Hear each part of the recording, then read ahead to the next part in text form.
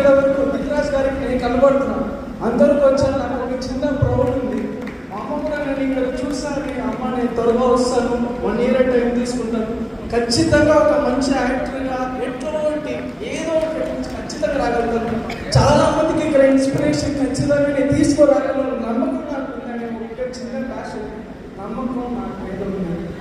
అందుకే మీకు ప్రతి ఒక్కరు మీకు ఏమున్నా లేకపోయినా ప్రతి ఒక్కరు ట్రై చేయండి, ఏది వదిలేవద్దండి.